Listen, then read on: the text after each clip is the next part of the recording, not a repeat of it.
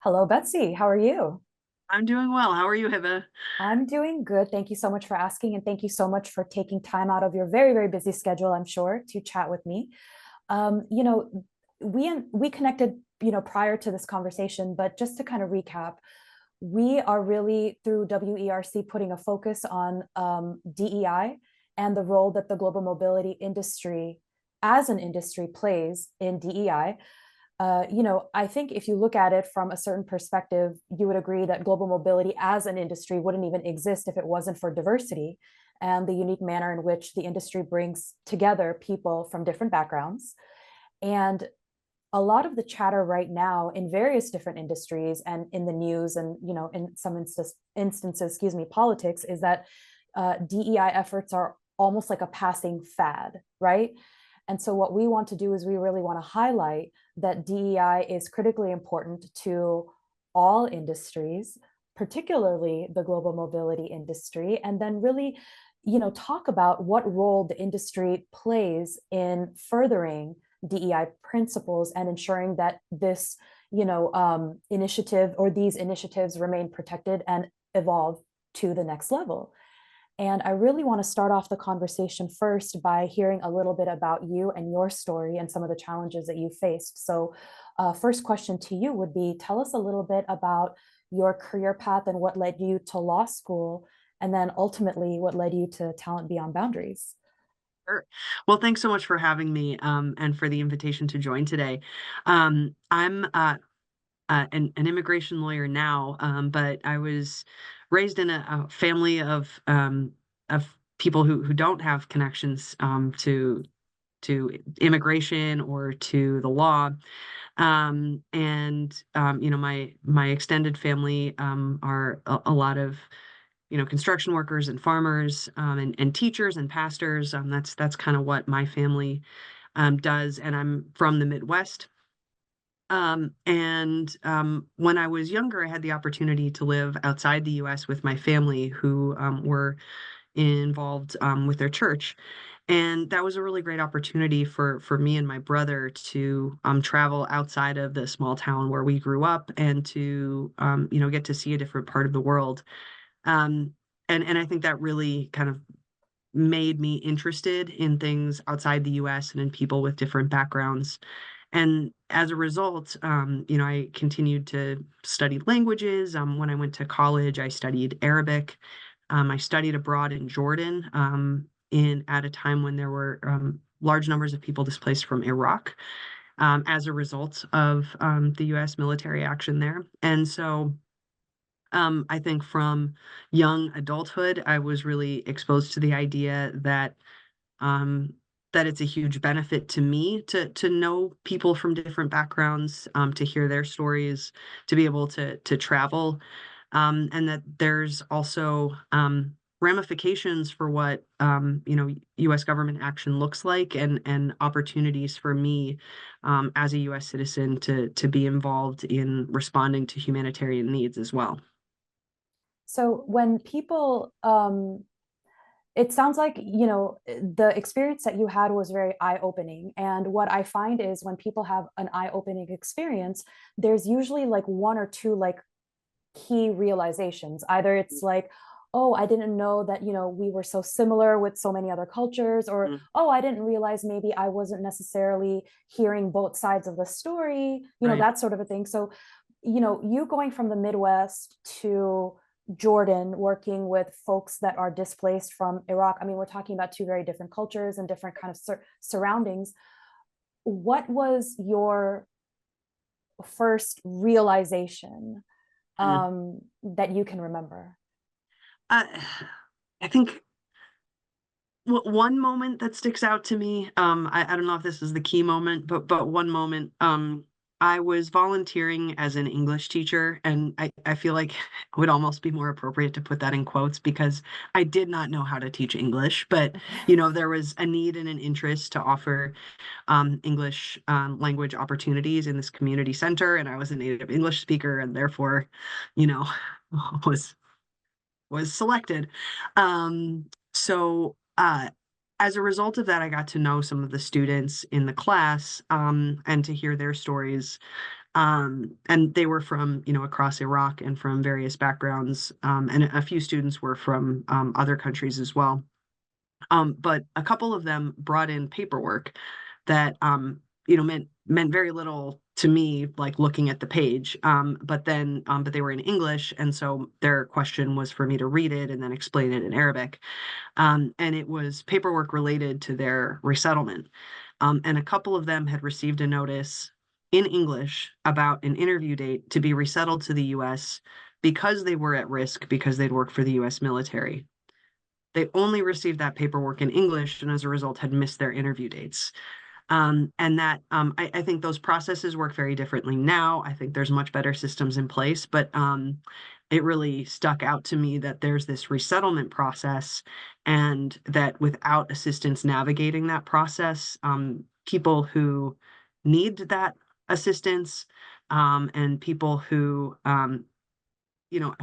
in some ways have earned a pathway are could be missing out on those opportunities, and that there's a need for people to bridge the gap and to be assisting along that process. And I spent a lot of years doing just that, working as an attorney and in government advocacy through the refugee resettlement process and visas for interpreters from Afghanistan and Iraq, and trying to uh, make more avenues for a clearer process, a faster process, and to improve the roles that immigration attorneys can play as well to assist in explaining and navigating those processes.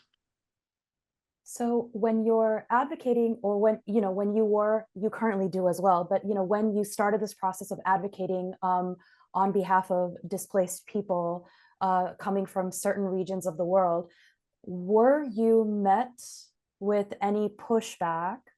What was the reason for the pushback? And were there any instances in which you were able to overcome that pushback by helping people maybe understand a little bit more, or like see the other side of the story, or find some relatability in people from different communities and different backgrounds? Yeah, I think one thing that can be challenging in talking about refugee resettlement and then assistance for people who, for example, work for the U.S. government or the U.S. military. In some cases, it can be very tempting for organizations to try and draw a contrast there. Like the Afghan interpreters, they've really earned it, and then we have refugees from Syria, and they're just resettled, and shouldn't we be focusing on the interpreters first? And I think comparing groups can be really dangerous. And there's a lot of need out there. There's a lot of people who would love to be resettled, and there's a lot of people who also would love to stay where they are, but would need support or need more often just a legal status and the ability to work. And they don't have those things. So I think there can be a lot of challenges and the need to be really delicate when advocating around those, to not make it seem like one group of people deserve something more. And especially as a U.S. citizen, like this is a status that I deserve because I was born with it. No merit, no activity, no civics test, no contribution, just a status that I was born into as a birthplace lottery, right? So I think that's one example of a challenging avenue of advocacy in the space of refugee resettlement. So when it comes to refugee resettlement, that promotes diversity in a little bit of a different way. And then when we talk about more formalized DEI programs within companies and within certain industries, that promotes a different aspect of DEI, right? What sort of a overlap do you see, if any, or in the alternative, how do you talk to people about the importance of DEI, whether as a country or as an industry or as a company, beyond just like, it's the right thing to do. I mean, how do you articulate that there are certain additional benefits that you can feel right away downstream? It makes us better, sometimes monetarily, right? What does that advocacy sound like? Sure. So again, I think there's I need to be careful here because we don't want to make it sound like um, displaced people or any group of people that's been excluded from the workplace is just the sum total of what they can bring to the employer, right? Like people are people with human rights and we're all more than the worst thing that's happened to us, being forcibly displaced or whatever it is, and then more than what we can offer our employers too. So I think again there can be a need to be careful in how we're talking about this, but I think um, one thing that we know from history is that markets have excluded people in ways that are not economically justifiable. Markets refused to market campaigns to market products specifically to, Black communities in the US, despite there being immense benefits to viewing people widely as consumers. Um, Women have been discriminated against in ways that do not make any economic sense for firms. And now, I'm a big women's sports fan. We continue to see um, the investment in women's sports wildly trailing the interest um, in ways that are not explainable by economics, right? That's a consistent thread. So taking a critical view to hiring and retention and promotion and saying who's being excluded and what are the ways that those are harming us. It could be intentional discrimination. It could just be like sticky processes that we haven't thought about and how, our remote policy does or doesn't support caretakers and parents, those kinds of things. So I think in this space, the conversation is really here's a group of people that's been excluded, Yeah. and some of them are exactly the skill set that you're looking for, and they are really eager for this opportunity to move to the US and to contribute. Um, and we've found that there are employers who really take a strong view of the opportunity to do good, but a lot of them are just motivated because they know that there's a lot of challenges finding the right people and retaining the right people now. So that is actually a perfect segue to the work that you're doing right now. But before we go there, I wanted to hear a little bit more about your personal journey.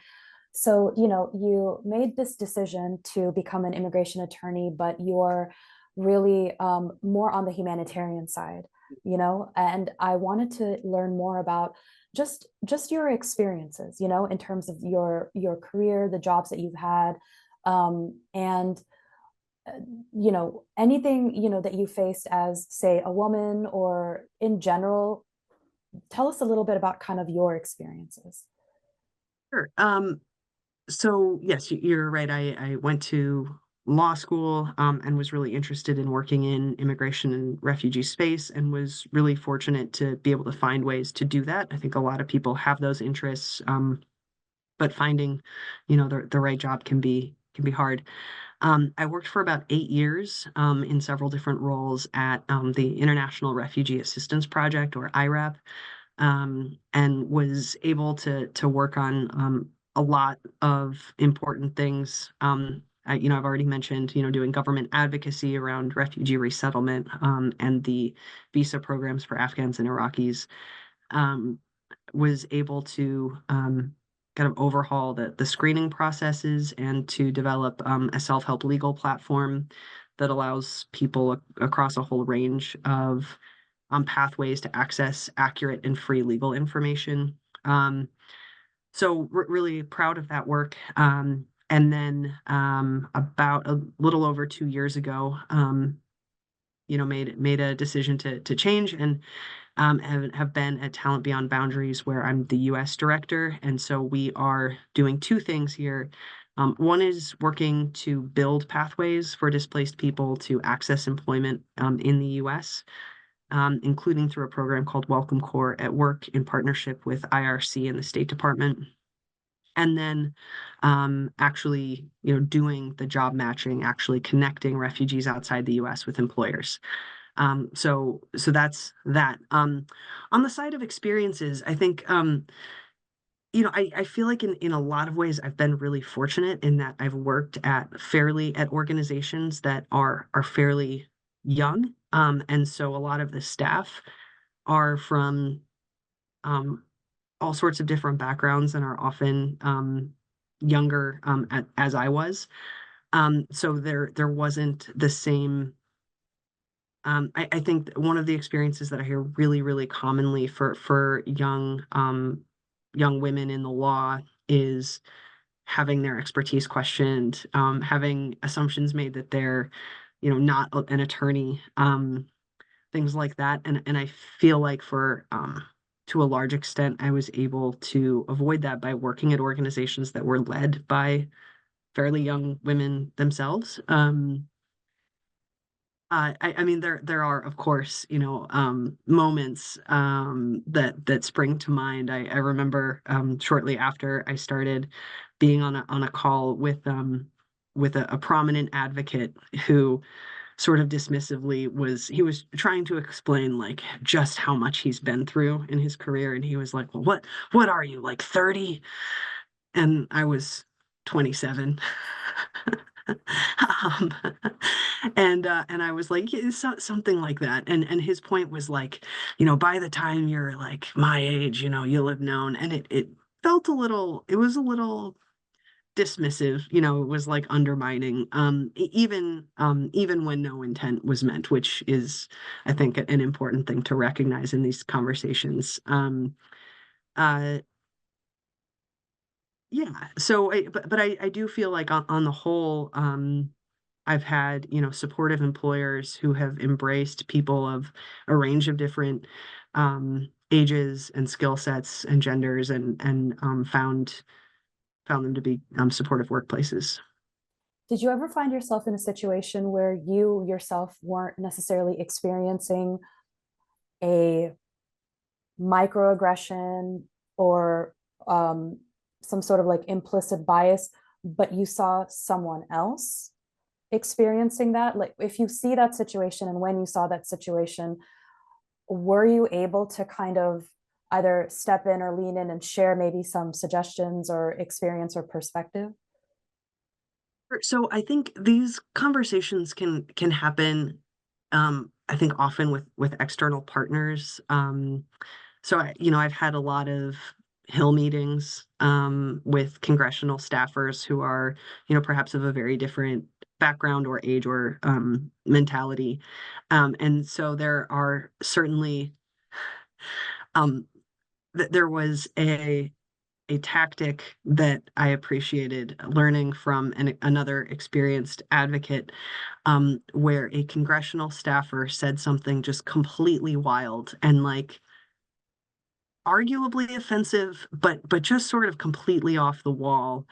And the other experienced advocate that I was with said, I'm so glad you said that, and sort of like took it as like, I'm so glad that you said what was on your mind, and here's what you need to know and understand, and sort of, without embarrassing the person Yeah. or without making them um, feel like they had misstepped, embraced the misstep, and then really turned it around and brought us back to the argument of, supporting displaced people at risk of persecution. So I think there have certainly been moments uh, like what you're describing, and in that moment, I think that was a really great learning of there are definitely times to call out, there are times to call in, and tempering your reaction, also understanding that sometimes there is a huge differential in power in the person making the misstep or expressing the harmful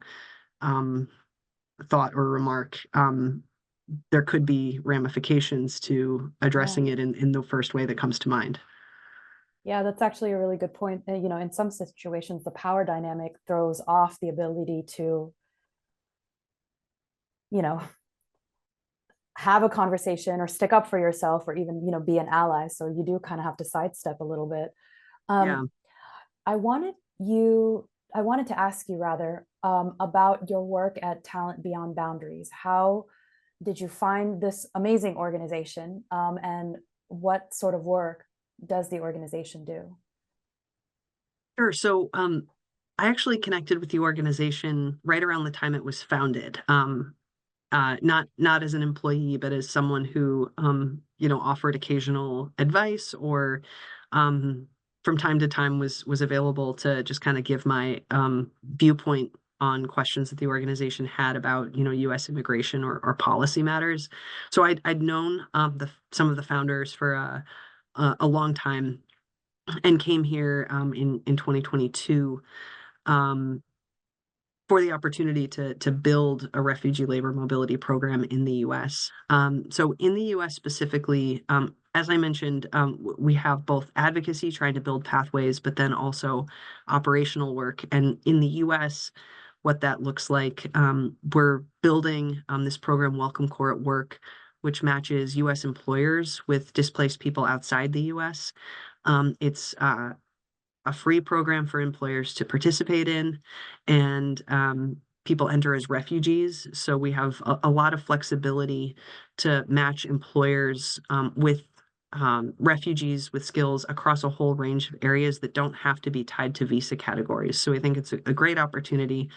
And if folks are interested in learning more, we're happy to provide the contact information. And we're also working with employers to match them with skilled um, STEM professionals across a whole range of wage and experience levels through an initiative that we're calling the Displaced STEM Professionals Initiative, which we're also happy to share more about with anyone who's interested. And then so we're working on building pathways, and then we're also doing the job matching directly. Um, we have a platform called the Talent Catalog where displaced people can identify their skills, experience, and interest in international employment opportunities. And then when a US employer contacts us and says, we're looking to hire, whether it's software engineers or postdoc fellows or construction workers across any range of you know, experience and occupations, we can go to that database and find individuals who match those employers' needs. So that was actually one of the reasons, one of the many reasons that I wanted to talk to you specifically, because I feel like you bring a very unique perspective to this particular topic. Um, on the one hand, you are working at an organization that is more humanitarian in its purpose and in the service that it provides, right? It is focused very much on displaced people and refugees and resettlement and that sort of thing. On the other hand, the manner in which you go about a lot of that resettlement is by connecting high-skilled refugees to companies, right? So a large part of your role and a large part of what you do with Talent Beyond Boundaries is dealing with, the same companies that a lot of us in global mobility work with, or, similar companies. So you have that kind of perspective on working with refugees, people from different backgrounds, and then you have that perspective of working with companies, and you become somewhat familiar with their policies and whatnot, right? And I would imagine that as a result of your work, you're having to keep track of a variety of different industries, be it tech or, whatever, other industries. And so semiconductor, that was the one I was looking for. I just based on our conversations that we've had in the past, I know you're, Right. kind of tracking different industries. Because of your unique perspective, because of the fact that you have one foot in one world and one foot in the other, right? What is your observation about DEI programs, the topic of DEI, and how this has evolved in the last few Mm, years? sure. Um, I think there have been a lot of initiatives around hiring displaced people announced by companies. I think one thing that can be concerning about that is if they are only for if you're only viewing displaced people as the way to fill your most low wage entry level roles, then that's sort of expressing a view about the talents and skills of 110 million people. um sure, many people who are displaced would be very excited for those roles, and other people are excited for those roles but are qualified for something much greater and just need those skills to be recognized. Yeah. So I think anytime we're saying an entire group of people is something, we're leaving out the full expression of who that group might be, because we all, as individuals and certainly as millions of people, contain multitudes. So I think that's one thing from the business engagement with refugees that's maybe a little bit that can be a challenge sometimes, is communicating that we're actually looking across experience levels, including people with really outstanding credentials. Um, I think another thing that comes up is how companies engage with immigration policies. And, when we hear about companies that have a policy that they don't do any visa sponsorship, um, I think that's kind of a question mark. Like, there's a whole planet, and only the people who are already here and work authorized are eligible to be considered. I understand that there will be times where, like, you have to move more quickly, but if you've decided that you never will, that's sort of expecting people to figure things out very much on their own, and leaving huge numbers of qualified people, U.S. college grads on F1s with OPT. You're just leaving all of those talented people um, out of consideration, which seems like an opportunity missed.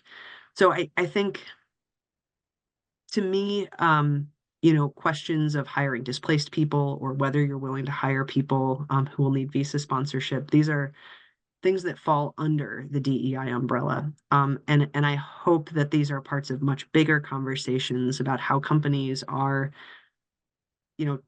examining their caretaker, their work from home and remote work policies to be flexible for parents and caretakers. Hope they're looking at hiring policies to make sure that they're considering people who have had engagement with the criminal justice system at some point in the past. Like, these are all groups of people who should be seeing new opportunities from workforce challenges that employers are facing. And we think that refugees and displaced people, that's really just one component of what companies ought to be doing. Well, Betsy, thank you very, very much. I hope that we as an industry actually act on some of the things that you highlighted, because I think they're wonderful ideas. As always, it was absolutely a pleasure to talk to you, and thank you for taking the time to share some of your story. Thank you for having me, and thanks to those watching for your time.